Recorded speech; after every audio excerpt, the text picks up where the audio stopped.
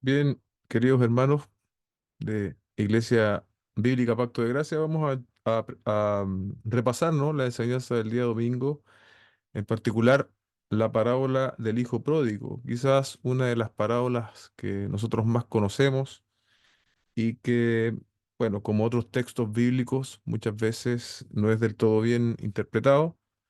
Em, Así que, bueno, esperemos que haya sido para cada uno de nosotros un mensaje, obviamente, de parte del Señor. Como el texto es bastante largo, no voy a leerlo al comienzo, sino que vamos a ir desarrollándolo en la medida que avanzamos. Pero les recuerdo, el texto está en Lucas, capítulo 15, versos 11 al 32. Se encuentra el texto bíblico. Y el primer punto de la predicación, siendo esta la tercera de tres parábolas que el Señor pronunció a propósito del mismo tema, ¿no?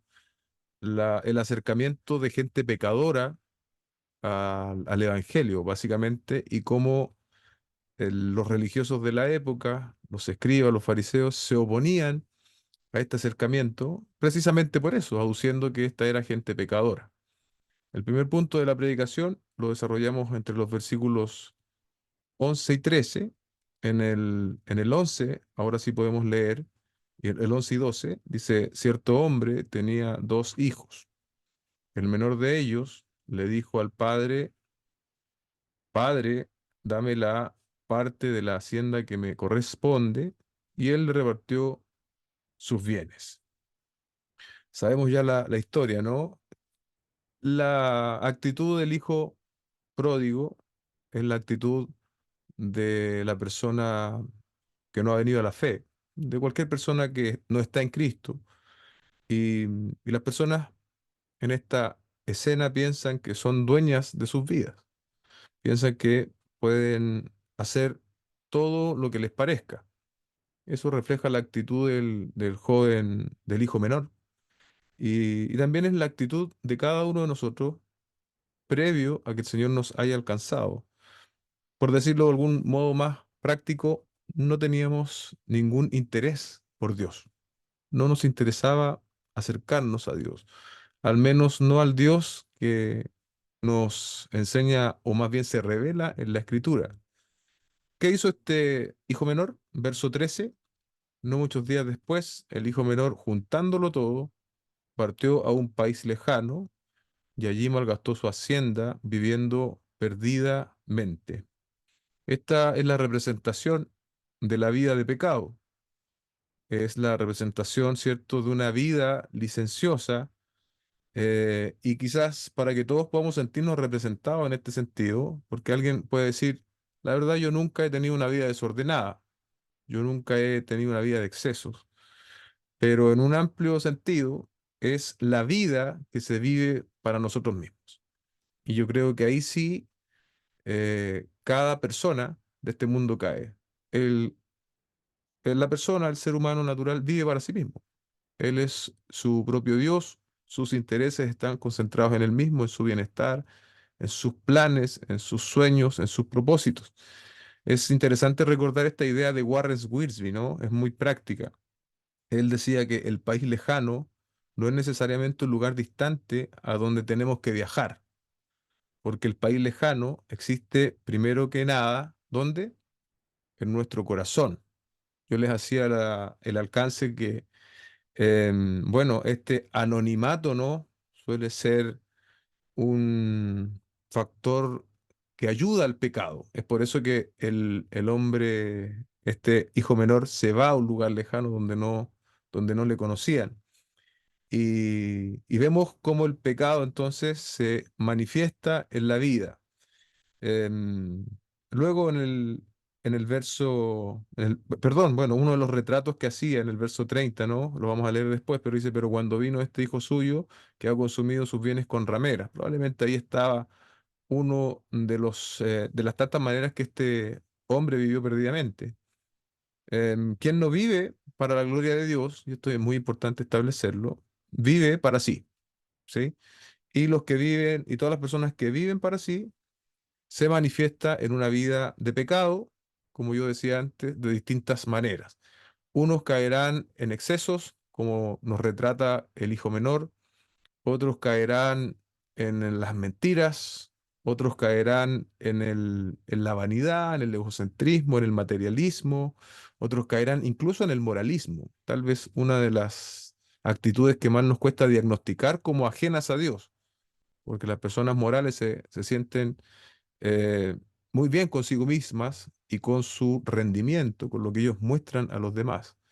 Pero sigue siendo una vida lejos de Dios, más aceptada, incluso más aplaudida, pero sigue siendo una vida lejos de Dios. Entonces la pregunta práctica, iglesia, que vale la pena recordar, es: ¿somos esclavos de Cristo o somos esclavos del pecado? No hay aquí, eh, no hay bemoles, no hay colores grises en este sentido. O eres esclavo de Cristo o eres esclavo del pecado. Y esa es una pregunta fundamental. Es la pregunta de la vida eterna o la condenación eterna. Quienes son esclavos de Cristo, siervos de Cristo, alcanzarán en consecuencia vida eterna. Quienes son esclavos del pecado, andan en la corriente de este mundo, bajo los designios del maligno, lo que les va a alcanzar es la condenación. Por lo tanto, la pregunta en este primer punto, ¿cuál es? ¿Quién es el hijo menor? No es ese creyente que se apartó hace años, que no vino nunca más a la iglesia. El hijo menor somos cada uno de nosotros. Cada uno de nosotros vivía para sí, cada uno de nosotros estaba esclavo del pecado, cada uno de nosotros estaba invirtiendo su vida como mejor le parecía, cada uno de nosotros estábamos de espalda a Dios, esclavos de nuestros pecados y bajo la corriente de este mundo, como dice Efesios. Así que ese es el primer punto de los primeros versículos. Ahora quiero dejar también a mis hermanos Sergio, Andrés y Patricio después para que también, a ver si tienen algo que decir en este primer punto, que lo puedan compartir también con la iglesia. Amén. Buenas noches, iglesia. Sí, en este primer punto meditaba un poco en el acto que, que hizo este hijo pródigo, ¿cierto? Que lo explicaba el pastor bien en la predicación, cuando él pide la herencia a su padre. En otras palabras, él estaba mostrando una absoluta indiferencia para con su padre. Le estaba diciendo, en otras palabras, a mí no me importa si tú mueres o sigues viviendo, yo quiero mi parte y quiero independencia. Quiero independencia, no me importa lo que pase contigo. Si ven nosotros, ya a modo de aplicación, ¿cierto? Si ven nosotros, ya no actuamos con absoluta indiferencia, como cuando éramos inconversos, ¿cierto? Que no nos importaba que lo que opinaba Dios. En ocasiones igual tenemos cierto deseo de independencia, somos un poco indiferentes para con Dios. Algunos a lo mejor dirán, no, yo no me quiero independizar de Dios, yo deseo a Dios, pero eso se ve reflejado a veces en nuestro servicio al Señor y en nuestro compromiso con la iglesia local, en mis tiempos de oración y ya siendo creyente, ¿cierto? Habiendo sido alcanzado por la gracia del Señor, vivo como si la gracia no me hubiera alcanzado. Vivo así como apartado, independizado del Señor.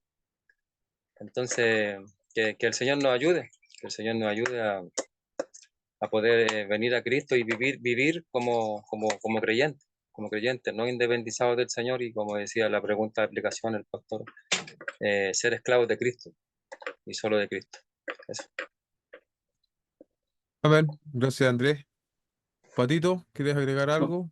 sí. Buenas noches, iglesia. Buenas noches, pastor. Bueno, también meditar lo mismo que decía aquí Sergio respecto a la dependencia. Pues leía sobre qué parte le podría haber tocado en este caso al hijo menor de la herencia, y era una parte muy pequeña porque la mayor parte, 2/3, se la llevaba el hijo mayor.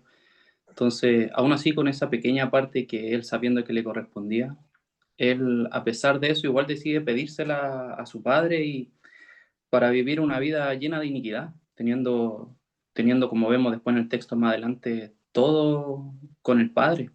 Él aún así decide ser más independiente y irse detrás del mundo, detrás de los placeres que le aporta el mundo. Entonces, también un poco comparto sobre la aplicación que dijo mi hermano respecto a la dependencia que nosotros debemos tener con el Señor. No debemos ir por, aunque sea un poco que le tocaba a Él. A veces con pocas cosas nos vamos detrás del mundo y nos olvidamos de todas las riquezas que tenemos en el Señor. Amén. Gracias, Patito, por ese comentario también.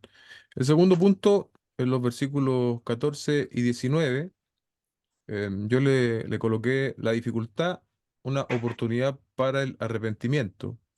Y la dificultad viene a ser la consecuencia del pecado, ¿no? La dificultad no viene por generación espontánea. La dificultad que este hombre vivió y la dificultad que nosotros vivimos previo a encontrarnos, o más bien que el Señor nos encuentre, es precisamente producto de nuestro pecado. Porque hay problemas de adicción, porque hay problemas familiares, porque hay problemas matrimoniales, y cualquier tipo de problemas que nosotros podamos identificar eh, en la esfera humana es producto del pecado. El verso 14 nos dice, cuando lo había malgastado todo, vino un gran hambre en aquel país y comenzó entonces a pasar necesidad. El pecado nunca ha sido un buen consejero. El pecado siempre te va a quebrar económicamente, emocionalmente, va a quebrar nuestras relaciones más cercanas, matrimoniales. Pero lo más serio, y yo también lo decía esto el domingo, pero hay que enfatizarlo también, lo más serio es que el pecado nos va a mantener absolutamente separados de Dios. Dios no puede relacionarse, Dios no puede tener cercanía con el pecador. Entonces, ¿cómo Dios resuelve esto? Bueno, a través de la vida perfecta de Jesucristo. Jesucristo sí pudo vivir perfectamente, cumplir la ley de Dios y representarnos en la cruz, pagando nuestros pecados y viviendo una vida santa que nos fue imputada al creer.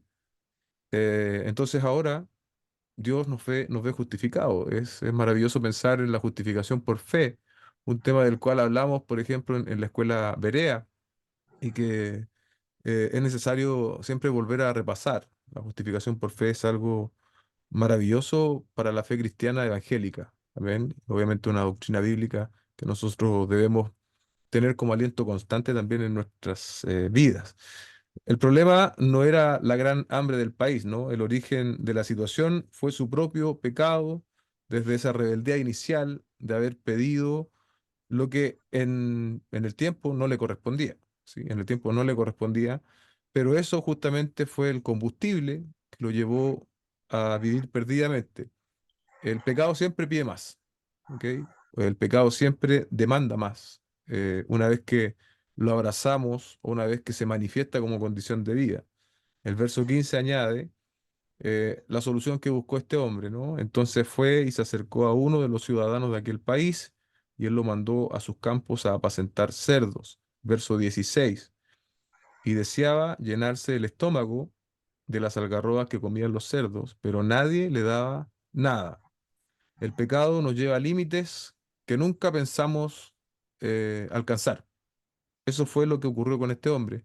Esa es la experiencia también de cada ser humano. El pecado te lleva a escenarios tan límites como este. Un hombre judío, entendemos, ¿no? Por la parábola, siendo en un contexto judío, era obvio que era un hombre judío y para él estar en esa situación era era estar violando la ley de Dios, que ya había violado de muchas maneras, ¿no? Probablemente ya estar con animales inmundos, para él no representaba un mayor desafío en términos de estar desagradando a Dios.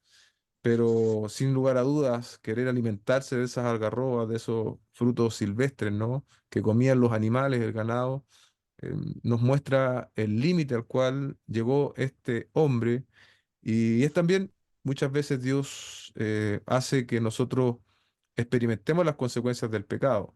Y es interesante eso, yo pensaba hoy en esta parte, porque aquí el hombre, este hijo menor, está precisamente pagando las consecuencias de su pecado.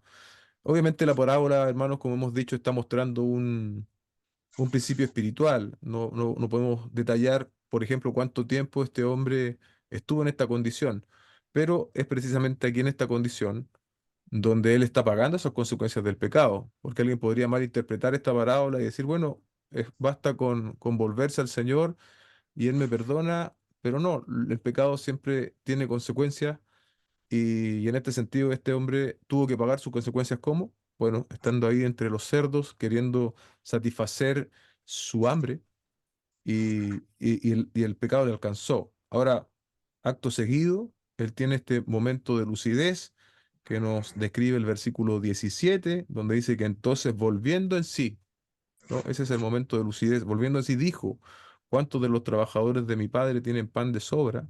Pero yo aquí perezco de hambre, literalmente, perezco de hambre. Verso 18, me levantaré e iré a mi padre y le diré, Padre, he pecado contra el cielo y contra ti.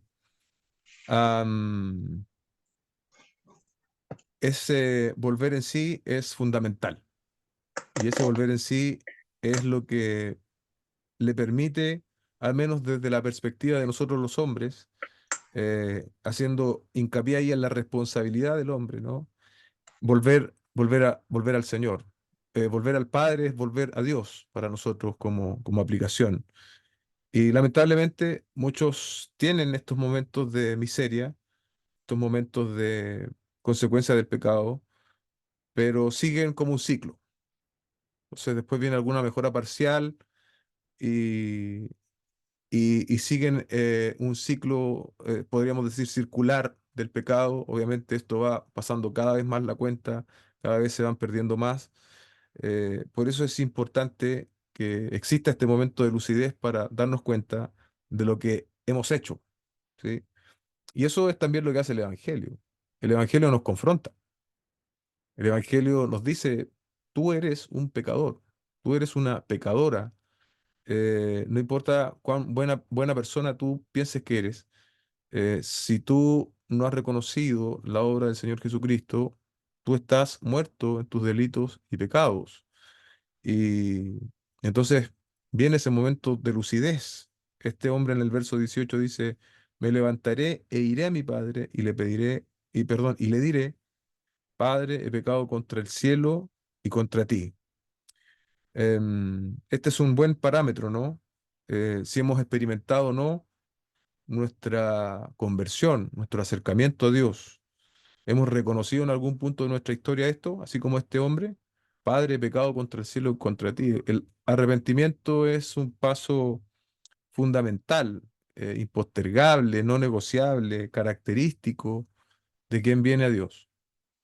Eh, Me acordaba también mientras meditaba un poco en esto, de un testimonio que yo escuché en la época de pandemia, me parece, de un hombre anciano, estaba en su iglesia dando gracias porque estaban de aniversario o algo así, un hombre anciano, unos 70 años por lo menos, y él daba gracias porque él nunca había conocido el mundo, sino que él desde pequeño siempre, según él argumentaba, había estado en la fe.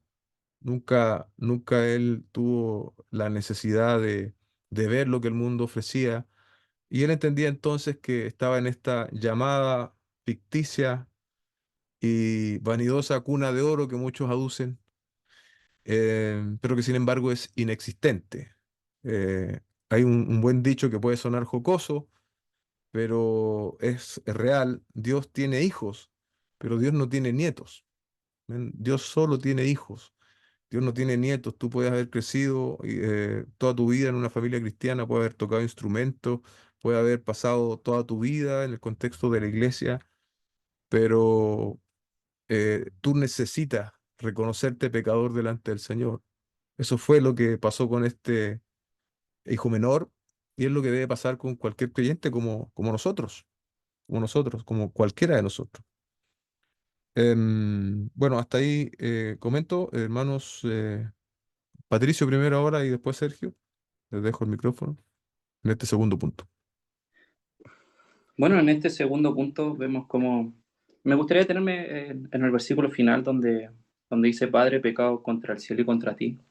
Vemos su real interés. A veces nos cuesta estar como este hijo pródigo cuando vuelve en sí y seguimos revolcándonos ahí en lo último del pecado, en lo último del mundo. Y y no volvemos en sí. Hemos visto a veces casos más fuertes sobre hermanos que están en problemas de adicciones, en donde muchas veces tocan fondo y no vuelven en sí. Entonces es importante nosotros detenernos. Quizás no tenemos un caso así tan grave, eh, uno, pero sí debemos volvernos en sí de nuestro pecado, sí no debemos tocar fondo o esperar a tocar fondo, debemos ir delante del Señor y arrepentirnos. Y más que buscar una honra delante de los hombres, de qué dirán de mí si me ven así, o si hago esto o aquello, sino nuestra principal y única motivación es arrepentirnos y ser honestos con el Señor. Volver cada uno de nosotros en sí y decirle al Señor que hemos pecado contra Él y que le hemos fallado. Amén. Amén. Gracias, Patito. Sí, en este punto, eh, donde el hijo pródigo comienza ya a sufrir las consecuencias de su pecado, ¿cierto? Queda quebrado económicamente, comienza a comer esta comida de los cerdos, ¿cierto? Empieza a pagar las consecuencias. Estoy seguro que cada uno de nosotros, los que estamos aquí, en algún momento de nuestra vida hemos experimentado el vivir las consecuencias de nuestro pecado. O sea, antes de venir a la fe o ahora también en la fe, nos ha pasado. Y es ahí donde tenemos que nosotros venir urgentemente al Señor en arrepentimiento, porque puede pasar que aún quizás viviendo consecuencias del pecado, ¿cierto? Pudiéramos estar en una actitud no arrepentida, ¿cierto? Vemos que las consecuencias aparentemente no son tan nefastas, ¿cierto? Y ahí cuando a veces nos acomodamos y nuestro corazón se puede llegar a insensibilizar. Vemos que las consecuencias vienen, pero a lo mejor son soportables y como que me estanco. Mi corazón se insensibiliza y no me arrepiento. Entonces, estar ahí es grave, es peligroso, ¿cierto? Pero yo pensaba en esto que decía usted en el verso 17. Gloria al Señor por este momento de lucidez que el Señor en su gracia le permitió tener a este hombre y también a nosotros, ¿cierto? Este momento donde el Señor nos da arrepentimiento. Y ahí es donde no debemos postergarlo. Debemos urgentemente, cuando el Señor nos hace volver en sí, ese deseo que pone Dios, cuando nos hace como abrir los ojos, nos hace quedar lúcido y decir, ¿qué estoy haciendo? Es donde nosotros, en nuestra responsabilidad, tenemos que arrepentirnos. Si bien es Dios quien pone el arrepentimiento, yo debo arrepentirme. Yo, yo debo hacerlo de forma responsable. Así que eso, no postergar el arrepentimiento y echar mano de esta gracia abundante que tenemos en Cristo. Amén. Amén. Es importante también eso, viendo una aplicación, incluso como decía Andrés, si hoy estamos en la fe, porque también nos enseña eso. Muchas veces, como otra vez muy bien decía Andrés, persistimos en el pecado. O sea, en vez de arrepentirnos, sumamos más pecado. Eh, Dios quiera que cuando... Porque yo creo que si un creyente sincero, un creyente verdadero, más bien dicho, siempre se va a dar cuenta cuando está pecando. Su conciencia le va a acusar. Cuando eso ocurra, que no solo sea un remordimiento, sino que, así como el hijo pródigo nos muestra, también puede ser arrepentimiento lo que sintamos. Y el arrepentimiento puede tener un efecto emocional, ¿cierto? Pero por sobre todas las cosas es un cambio de conducta, cambio de conducta. Es, eh, es dolor por haber pecado, tal como también ilustra este hijo menor, pero ese dolor no es solo llanto y lágrima para seguir pecando. Ese dolor se transforma también en un cambio de actitud, ¿sí? Abandonar el pecado. Tercer punto, la respuesta de la gracia, ¿no? Que en este caso es representada por las cualidades del Padre. Eso quisiera enfatizar en este punto, en el verso 20.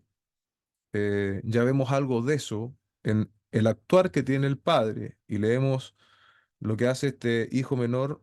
Dice, levantándose fue a su padre cuando todavía estaba lejos, su padre lo vio y sintió compasión por él. Ahí está lo primero que el padre siente. Primero lo ve, ¿no? Estaba, de cierto modo, el padre alerta a si este hijo venía o no.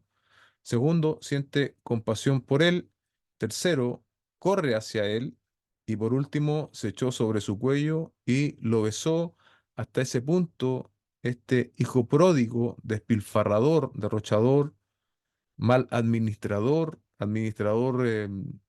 pecaminoso, podríamos decir, no alcanzó a decir nada de su argumento que él había preparado. Él quería ser como uno, al menos como uno de los jornaleros, y quería arrepentirse honestamente delante de su padre, pero toda esta muestra de amor y de afecto, eh, el padre no recibió ninguna información para darla, sino solamente el ver a su hijo. Y claro, probablemente ya el ver a su hijo, este que había pedido inicialmente su herencia malgastarla y para irse lejos, solo el hecho de verlo ya implicaba que este hijo menor se había arrepentido. La respuesta del Padre, Iglesia, que nos representa a la respuesta de Dios cuando nosotros hemos venido a la fe, es una respuesta llena de gracia y de compasión. Vemos aquí, por lo tanto, ciertas cualidades del amor de Dios. Sus atributos están representados en la figura del Padre, ¿sí? Y esto es maravilloso y debe ser también para nosotros un motivo de gozo y de gratitud, porque aquí se nos representan no absolutamente todas las cualidades de Dios, pero sí al menos algo muy importante, que es cómo Dios responde frente a un pecador arrepentido. ¿Qué es cómo Dios actúa frente a un pecador arrepentido? Y vemos una respuesta llena de amor, llena de misericordia, llena de compasión. Aquí tenemos un cuadro del gozo divino frente a un pecador arrepentido. Y eso también lo debemos enfatizar, porque muchas veces, eh, justamente, ¿no? Se enfatiza también el juicio, la ira de Dios, pero aquí se enfatiza el amor inconmensurable de Dios hacia el hombre que se ha arrepentido. Y gloria al Señor por eso, porque si no fuese así, hermanos, ninguno de nosotros podría estar en la fe, ninguno de nosotros podría perseverar en la fe, si no fuese por el amor del Padre y como Él hoy, aplicando un poco más amplia la teología allí, como Dios Padre hoy día nos ve justos a través del Hijo, en una santificación progresiva, podríamos decir. Verso 21, aquí está algo del diálogo que había creado en su mente el hijo menor. Verso 21 dice, y el joven le dijo, Padre, he pecado contra el cielo y ante ti, ya no soy digno de ser hijo tuyo. Verso 22, pero el padre dijo a sus siervos pronto, traigan la mejor ropa y vístanlo, pónganle anillo en su mano, sandalias en los pies, traigan el becerro engordado, mátenlo y comamos y regocijémonos. Las expectativas del hijo son sobrepasadas y el tratamiento del padre, ¿no? Es el tratamiento de la gracia, que tiene que ver, como yo decía antes, con los atributos del Padre. Dios actúa en términos unilaterales aquí. eh, no le pregunta nada más al Hijo, sino que empieza a preparar una gran fiesta, porque este que estaba muerto ahora está vivo. Ahí también hay una, una expresión de gozo, ¿no? Una expresión de alegría frente al pecador que se arrepiente. Como el hijo menor, así estábamos nosotros. Estábamos muertos en delitos y pecados, no queríamos ver nada con Dios. Y aquí la palabra nos revela cómo Dios tiene en su misericordia, nos recibe cuando nosotros venimos en arrepentimiento. Em, Eso es lo que quisiera comentar. Ya nos queda el último punto, pero obviamente dejo también a mis hermanos ahora al revés, hermano Andrés y después Patricio para que hagan también sus observaciones o aplicaciones. Amén. Sí, en este punto, esta respuesta de la gracia, como le llamaba Pastor, obviamente representada por el Padre. Vimos algunas características de este Padre bondadoso que sale a encontrar a este hijo derrochador, ¿cierto? Y es una perfecta imagen de cómo Dios ha sido con nosotros, eh, porque cuando vemos la escritura, el diagnóstico que hace la palabra del hombre, ¿cierto? Y el diagnóstico que tiene la palabra, lo que nos dice de Dios, realmente es Dios quien se acerca al hombre. El hombre no tiene cómo acercarse a Dios. Mm. Entonces, de la misma forma, este padre sale al encuentro de su hijo, asimismo Dios salió al encuentro nuestro, ¿cierto? Yo pensaba en esto, cómo aplicar algo, alguna idea, pero solamente pensaba en contemplar, aquí vimos parte de quizás de los atributos de Dios, no están todos obviamente, ¿cierto?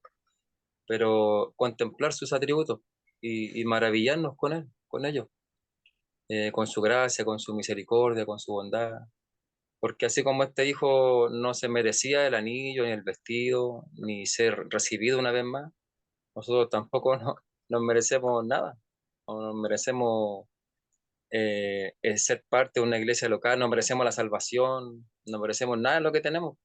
Entonces, quiero enfatizar en eso, en poder contemplar los atributos de Dios que están en la palabra del Señor y meditar en ellos y constantemente meditarlo y contemplarnos y gozarnos y vivir por el Señor, que es lo que Dios quiere, ¿cierto? Eso. Amén. Amén. Gracias, hermano Sergio. Amén.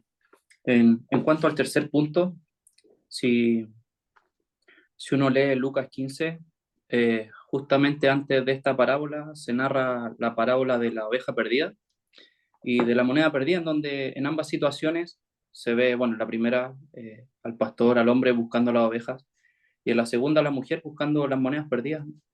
Sin embargo, en esta tercera parábola del hijo pródigo vemos como el padre está esperando pacientemente, donde dice en el versículo, cuando todavía estaba lejos, su padre lo vio.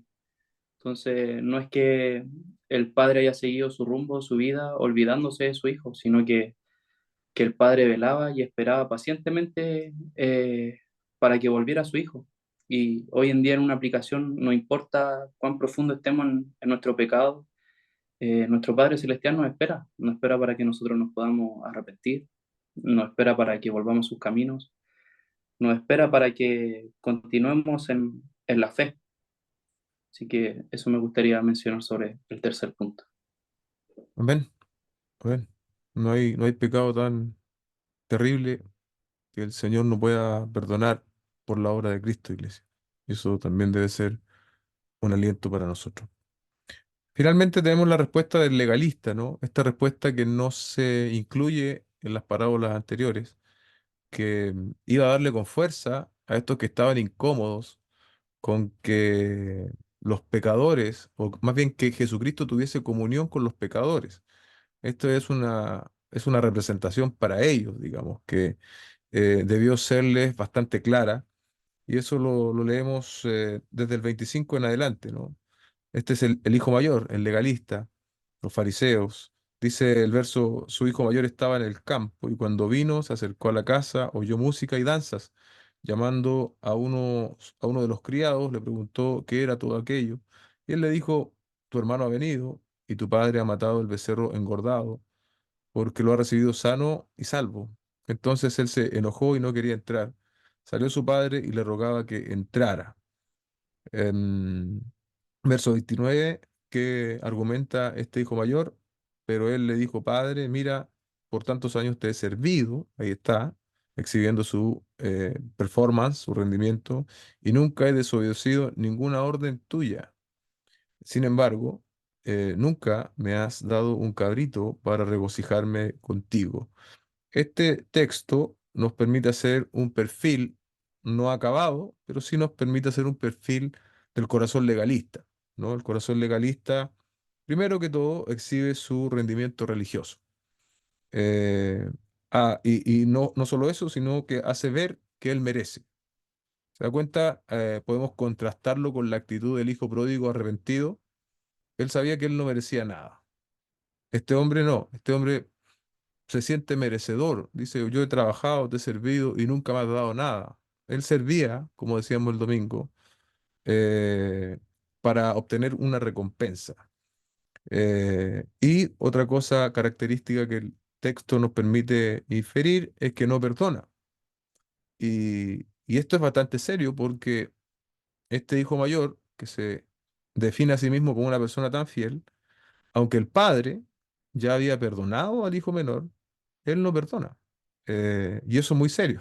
Es muy serio querer argumentar en contra de lo que Dios ha determinado. Y es un poco la actitud también que tenían los fariseos y los escribas de la época, ¿no? Y estas características legalistas también nosotros debemos estar constantemente examinándolas en nosotros mismos y pedirle al Señor que nos ayude a mirarlas con objetividad, de manera que podamos arrepentirnos de este pecado del legalismo, que también lo es. Verso 30 dice, pero cuando vino este hijo tuyo, eh, que ha consumido tus bienes con rameras, mataste para él el becerro engordado. Y aquí viene la respuesta del padre, y su padre le dijo, hijo mío, tú siempre has estado conmigo, y todo lo mío es tuyo. Decíamos también el domingo, este hijo mayor estaba también, aunque estaba cerca de, podríamos decir, del ambiente del padre, podríamos traducirlo, estaba cerca de la religión hoy en día, y es, por supuesto, el perfil del legalista. El perfil del legalista es el que cumple, el que hace todo, el que es obediente, eh, y puede estar igualmente perdido. Y eso quizás es más peligroso que el escenario del hijo menor, porque personas que muchas veces están en contextos cristianos, producto de la actividad, también otra característica del legalismo, el activismo religioso, llega a sentirse que tiene una comunión con Dios, producto de su rendimiento. Lamentablemente, hay realidades de iglesia que enfatizan mucho eso y que llegan a condicionar la salvación de los hombres a las obras humanas. Y eso es muy peligroso, porque nuestras obras, y lo sabemos de sobra, lo hemos repetido una y otra vez, nuestras obras no son lo suficientemente buenas, no son perfectas para justificarnos delante del Señor, sino exclusivamente la obra perfecta y santa de nuestro Señor Jesucristo. Am, verso 32, el Padre sigue hablando, ¿no? Dice, pero era necesario hacer fiesta y regocijarnos porque este tu hermano estaba muerto y ha vuelto a la vida, estaba perdido y ha sido hallado. Le recuerda también que era su hermano, ¿no? Em, entonces, como iglesia, tenemos que tener cuidado con esto de manera personal y como iglesia también, de, de no caer en actitudes legalistas, de no caer en actitudes de juicio, sobre todo para predefinir, podríamos decir, quién tiene el estándar para ser cristiano o no. ¿Sí? No, yo creo que él tiene el estándar, él es una persona que tiene una familia bien constituida, tiene todo en orden, ¿no, hermano? El estándar para ser parte del reino de Dios es común para todos, y es que somos pecadores.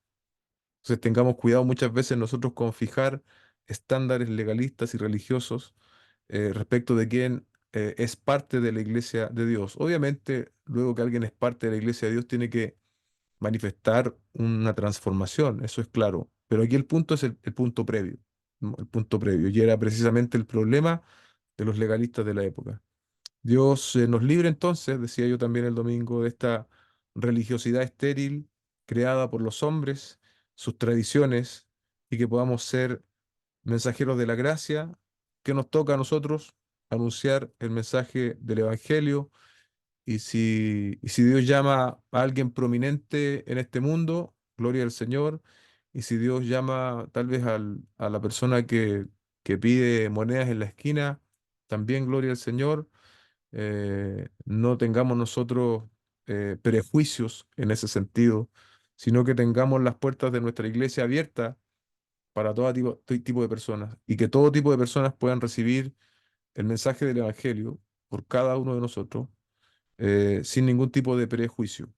Es una tentación constante también. Muchas veces nos aburguesamos dentro de nuestros templos, en general, el pueblo evangélico, y empezamos a catalogar quién sí, quién no. Eso no nos corresponde.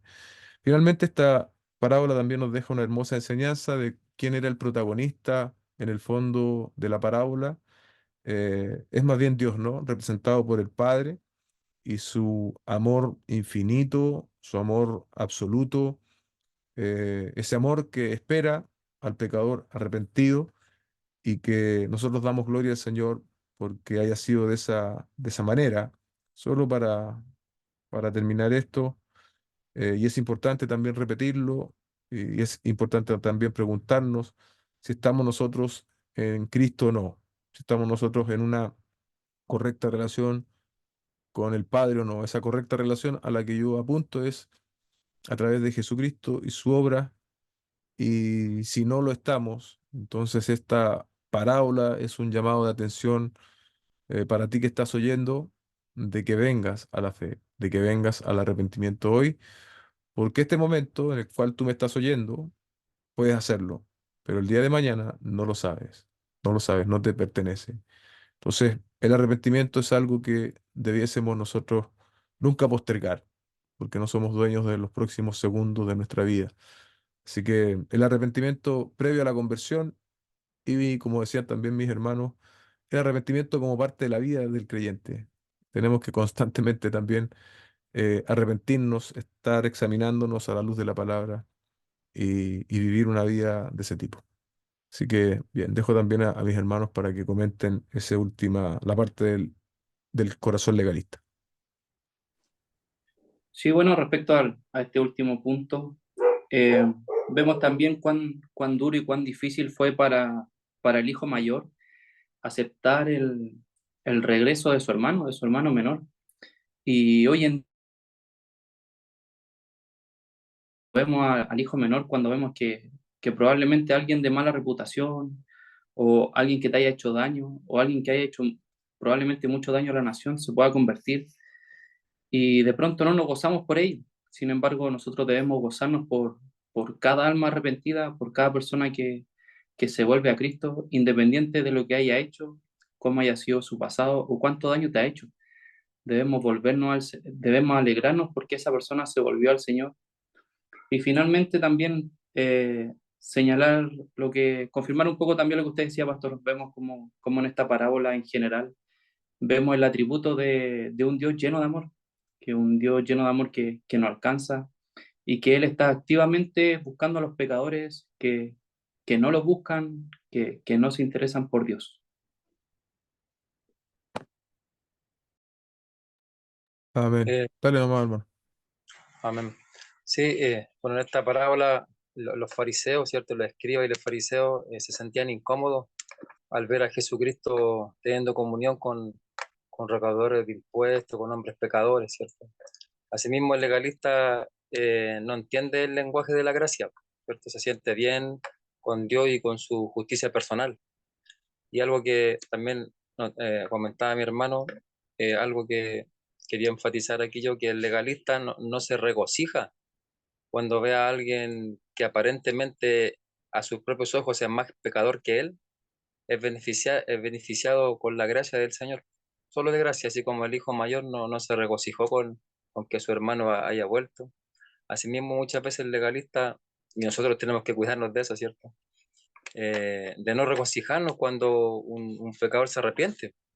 Nosotros debemos alegrarnos también cuando una persona viene a los pies de Cristo, como decía el Patito. No ser indiferentes, sino que tratar de involucrarnos con esa persona, ¿cierto? Con su crecimiento, orar por él, alegrarnos por sus bendiciones, porque ha pasado de muerte a vida y eso es algo maravilloso, ¿cierto? Porque puede pasar, yo pensaba y lo que usted decía delante igual, si alguna persona, no sé, se convierte el hombre que pide moneda en la esquina, porque puede pasar que en algún momento llegue a nuestra iglesia una persona a lo mejor que quizá viene de la calle, que venga mal vestida o que venga sucia o aún hasta con mal olor, puede pasar. Entonces, ¿qué es lo que vamos a hacer nosotros? ¿Vamos a tratar de esquivarlo para no saludarlo? ¿O vamos a ir a abrazarlo como cualquier otro hermano? Debiera ser esa nuestra actitud, siempre que podamos caminar y transitar por el camino de la gracia, ¿cierto? Que siempre nuestro lenguaje sea el de la gracia, así con la misma gracia que Dios nos trata todos los días, nosotros también tratar a los demás. Eso. Amén. Voy a pedirle a mi hermano Joseli que nos guíe en una oración para cerrar esta aplicación. Amén. Cierra tus ojos, hermanos. Gracias te damos, amado Dios, amado Padre, por permitirnos reunirnos ahora. a seguir meditando en esta enseñanza del Hijo Pródigo. Digo que estas enseñanzas y aplicaciones que han podido salir en este momento pueden hacer en nuestro corazón para poder meditarla, Señor, y en nuestra mente también allí que se mantenga, para poder en el día a día, Señor, ir aplicando todo eso, que no solamente se quede en nuestra mente, sino que podamos encontrar una aplicación a nuestra vida diaria, Señor. Gracias te doy por la vida del amado pastor y nuestros hermanos que comparten estas enseñanzas y te pedimos que podamos descansar ahora y que nos guíe, Señor, en lo que queda y el día de mañana también que viene. Damos gracias, Señor, en el nombre de Cristo Jesús. Amén. Amén.